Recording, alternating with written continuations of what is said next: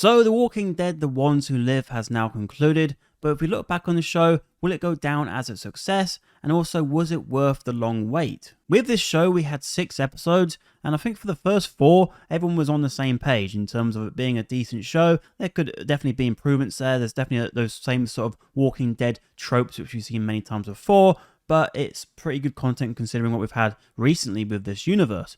But the last 2 episodes, well, they've definitely been divisive. Leading up to these 2 episodes, we had the first one where we saw Rick and what he's been through with the CRM. Then we have episode 2 where we saw Michonne and how she eventually meets up with Rick. And then we got episode 3 where we get a bit of friction between the 2 of them, which then gets resolved in episode 4. And so then we get into episode 5, which is all about Jadis and wrapping that whole story up. And then, of course, we get into the finale. But with episode 5, firstly, let's get onto that. Because Jadis, she did not work for me at all. Like, she never came across as a legitimate character. She was just there to be that hurdle for Rick and Michonne to jump over, and that was pretty much it. They did try to give some reasoning for her vendetta against the 2 of them, but it never came across as believable for me, especially, in terms of, the extent we go through in episode 5 of her finding them via the noodle wrappers. I mean, what a load of bollocks. With this show and The Walking Dead in general, you do have to take quite a lot with a pinch of salt. And even in episode 4, we had our 2 main characters jump out of a helicopter, land in water, and then get to this location, which was the perfect location for them to talk things out. But in the last 2 episodes, and in particular the finale, we just had too many of these sort of things happen for us to handle. And, for people saying, oh, it's a zombie show, that can just piss off, because where do you draw the line? Is Morgan going to upgrade from his stick to a lightsaber? And you'll be like, oh, stop moaning, it's a zombie show. This zombie show was at its best when it had an essence of realism, which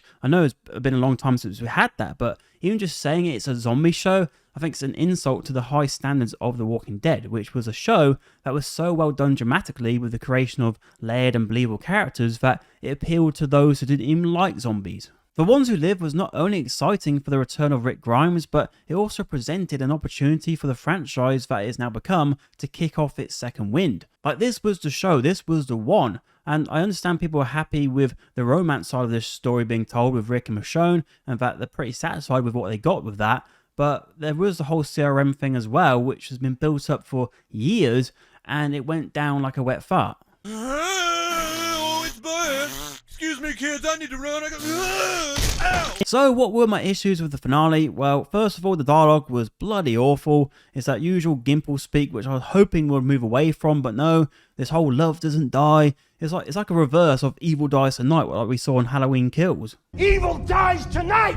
Evil dies tonight! Next is how our characters do things with such ease.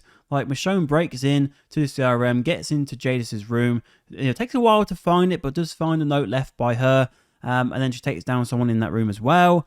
Then she does the whole grenade thing because she learned that from Nate. But again, if you want to do that, at least tease it a bit more. Like, I understand, she was with Nate for a long time, but actually show a bit of this. Because it's like just saying, oh yeah, Michonne was hanging around with a chef for a while and then she suddenly knows how to cook coq au vin on the spot. Then we had the meeting between Rick and General Beale, which had like flashbacks galore, and the visual aid I think was just done to the extreme, and it just felt lazy, and it felt like it was taking the audience as an idiot. Like, it's like, we need that in there for people to understand what's being told. Instead, I mean, why not actually form the dialogue into a way which was a more gripping conversation between the 2 of them? Like, I think there were some good bits in there. No, don't get me wrong, there was still some interesting things said by General Beale, which will obviously come into play later down the line. But again, I don't want to think later down the line. And this was supposed to be the now. Like, we've had so much build up. This is supposed to be where things get delivered. Not another sort of thing where it's like, okay, oh, he's got a son out there somewhere. Oh, there's spies in other communities. Oh, it's like, no, this is supposed to be where we get a bit of payoff now. Anyway, so Rick kills General Beale, puts him in a container and wheels him away, gets to an elevator. Then we have a sort of a Captain America scene where the blood shows what's going on, and a CRM guard has a fight with Rick, and of course, it does get destroyed by Rick. But I gotta say, General Beale, he deserved to die in the end, because why was Rick having a knife on him in the first place? Like, it's a one-on-one meeting. He should know exactly all the spots who would have any weapons on him. He should have been stripped of all weapons, but no, he's got a knife, and that in the end was his doing. Rick and Michonne then meet up, and Michonne tells Rick all about their evil plans and says they can't leave until they sort this out, and so they blow up the place. That is correct, Longbottom. To blow it up! Boom! Boom! The sequence that follows this is just in complete bollocks. And it really annoys me because, this is shit. This is like Fear the Walking Dead level of crap. It's like they're thinking on the spot how to take down the military because they're the power couple. They can do anything. And they've got the plot armor of all plot armor. After the last episode, episode 5, they didn't give a shit about those people pointing a gun at them because they're nobodies. But now, of course, Thorne's into play. They actually do worry about their lives. And then, we get the bombs go off and they're fine because they find the tarp. And, people on social media will tell you, oh, it's fine. That would have worked. That makes sense. Does it? Fuck. None of this makes any sense. Let's be real. It doesn't make any sense. And you got Thorne, rushing to find the gas mask, which he knows is in that bag.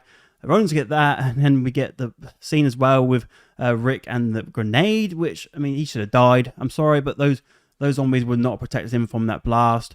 Michonne kills Thorne. Thorne goes out, and Thorne as a character in general was awful, I thought. There was never really any clear indication when she was doubting Rick and when she wasn't doubting Rick. And so her character, again, she's dead. Bill's dead. All these characters are dead. Even the good characters at the start of the series, like we had with Okafor and Nate, they're all dead. So it's just like, everything gets blown up in this show. Everything gets destroyed apart from the two people we love. And then this all then comes back to my point earlier about you can take some things with a pinch of salt. That's fine with this show, but not all of this in one episode. It's just too much. Love doesn't die. And because of this, it actually damaged the reunion we got later with the kids, because I was looking at Rick and Michonne like, you don't deserve to be here. Like, you've gone through all this nonsense to get there. You haven't really earned this reunion yet. And it really annoyed me because this one's been so long in the waiting to see them come back to their kids as his family. But I felt more emotion when Rick reunited with Daryl in season 7 than I did here, and that shouldn't be the case. Also, just on the reunion scene as its own thing, I think it still could have been better. I think with Rick being nervous, I wouldn't have gone for that approach. I think considering Rick's been away for so long, he gave up actually returning back to Michonne and his family. And I think with that, I think it would have been better to see Rick as an emotional wreck and have his kids comfort him in that moment, and especially Judith, because Judith would have remembered Rick to an extent. Of course, for RJ, it's first time meeting him, and with RJ, I don't think it came across well with the lines the actor said.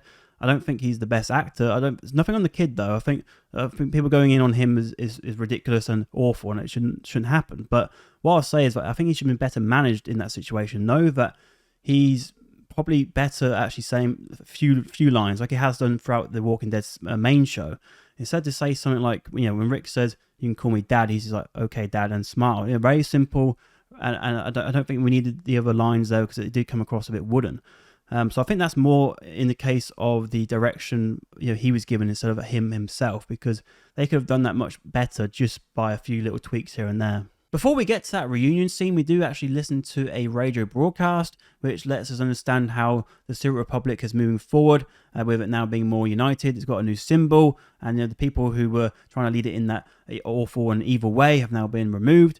And I think with all this, again, this could have been on screen. We didn't need this as a broadcast. That could have been much more fleshed out. So it's just one example there where it could have felt more of a complete story where actually we're seeing some of these people involved. But as I said before, the whole CRM storyline was a complete letdown, and it's a bit like with Game of Thrones and the White Walkers, where we have all this teasing for years, and they just get to Winterfell, and that's it. It's like with this, we have the CRM. It's been an overarching thing across the different shows. There's been a lot of teasing about it. Rick was taken and kept for years at the CRM. It's like, so saying that you're disappointed that the CRM went out in this fashion is completely valid, and I understand they're not completely gone, but for this major portion of them to be destroyed in this way was really bad. Well, that sucks. And considering how bad they fumbled this ending, it does make it more difficult to recommend this show to those who've not seen it yet. Because yes, we do get that closure with Rick and the reunion at the end, but was the story before that actually that amazing? And it wasn't really, to be honest. It was two major characters reuniting. That was a big emotional tie there. But then we got the story with the two of them. We got Rick coming back to his true self. But then there's not much there with them together properly. In terms of episode 5, that was all a bit of nonsense with Jadis. And then, of course, then we get the finale. There wasn't enough there with Rick and Michonne as what we want them to be to make this a show where I think, yeah, you have to watch this instead of just finding it that last scene on YouTube. Also, I know that I banged on quite a lot about the whole realism thing and that you can only handle so much in terms of the nonsense. But in these 6 episodes alone, we've seen Rick lose his hand, go down in a crashed helicopter, jump out of a helicopter, pop a grenade next to him, and also be in the vicinity of a destructive explosion. So that is quite a lot of things to happen. And towards the end of the Walking Dead main show, of course, we had the Whisperers, but we also had Angela Kang come in as the new showrunner and inject a bit of new blood into the series. And I feel like she at least tried to pull in some realism with the whole Commonwealth storyline. And I think now what we've seen with The Walking Dead, The Ones Who Live, and also with certain seasons in the main show with Scott Gimple, that we've seen what he's made of. We've seen what he brings to the table, and I've not been impressed. I feel like now, going forward, let's maybe bring in some more new blood to set the next stages of this universe. And that leads us into the big question, what does the future of the Walking Dead universe look like? Well, this year we have Daryl Dixon Season 2 coming out in the summer, and then next year it looks like we're going to have Dead City Season 2 as well, so it looks like those two shows will probably go on for at least another season each, and will keep us going for a little while. And it's interesting that when these 3 spin-off shows were announced, Daryl Dixon was definitely my least anticipated show, but it turns out that that's now actually my favourite one of the 3. And I'm actually quite looking forward to Season 2 because that first season did a good job of building up some new characters, and I'm looking forward to see how they bring Carol into that. For people saying their goodbyes to Rick and Michonne, I think it will be a while until we see them again, but we'll definitely see them at some point in the future. I think that's a guarantee. And you know, Rick didn't even mention Daryl once throughout the show, and so we'll definitely get that reunion at some point, but it'll probably be quite a few years down the line. One of the main themes we've seen with The Walking Dead is that humanity's greatest danger in a zombie apocalypse is not in fact the zombies, it is instead themselves. But I think as we move into the end game of this franchise, whenever that actually arrives, I think we'll then turn our attention back to the walkers, and in particular these variant walkers we've been seeing. But from what we've seen with The Ones Who Live, and this being a result of years of preparation, it means that faith is no longer there. Like, this was such a big moment for this universe to show that it can get back to those high standards, but now I'm just left thinking, are they going to milk this show forevermore? Ah! Ah! Oh, yes! So was this show worth the wait? I think in some areas yes, but in many areas no. But of course, do let me know your thoughts in the comments below. What do you think of The Ones Who Live? Did it meet your expectations? Are you hopeful for the future? Let me know all that down below. I will continue to cover The Walking Dead on this channel, and I will be doing a ranking video of the 6 episodes of The Ones Who Live, so do make sure to subscribe to see it all. But in the meantime, if you want to watch another video, on screen are a couple of my recent reviews.